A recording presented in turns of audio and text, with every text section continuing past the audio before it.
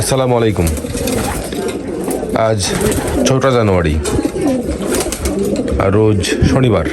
আজ সকালবেলা আমরা আমাদের রেসিং টিমকে খাবার দিলাম, পানি দিলাম। তো এই মুহূর্তে আমরা ভিডিওটি ধারণ করতেছি বেলা 11টার দিকে।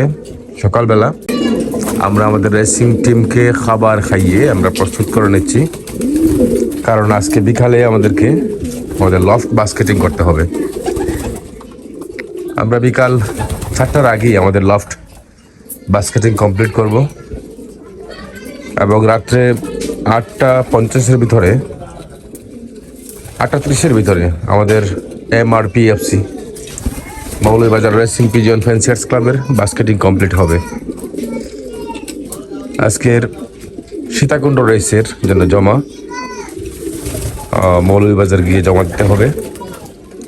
200 কিলোমিটার রেস শিডিউল অনুযায়ী আমাদের রেসের দিন ছিল আজকে, মানে 3 জানুয়ারি জমা, 4 জানুয়ারি আমাদের রেস।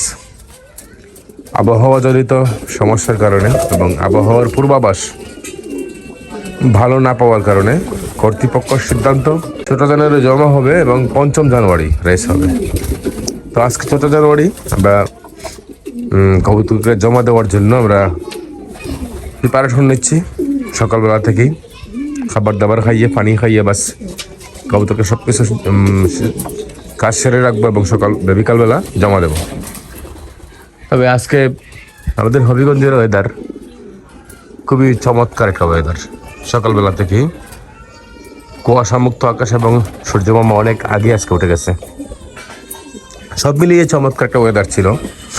আশা করি যে আগামীকাল আমরা আরো একটু ভালো ওয়েদার পাবো, বাকিটা আল্লাহর ইচ্ছা, এবং আমরা ভালো একটা রেস আপনাদেরকে উপহার দিতে পারবো আগামীকাল।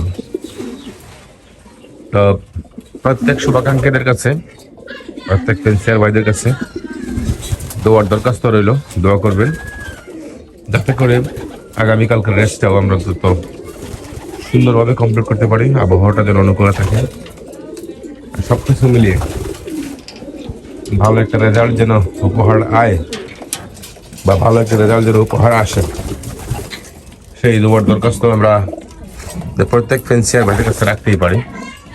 আপনারা দোয়া করেন বলি বিগত দিনগুলোতে আমরা আপনাদেরকে ভালো রেজাল্ট উপহার দিতে পারছি। আগামীতেও যাতে ভালো রেজাল্ট উপহার দিতে পারি, সেজন্য আপনাদের দোয়ার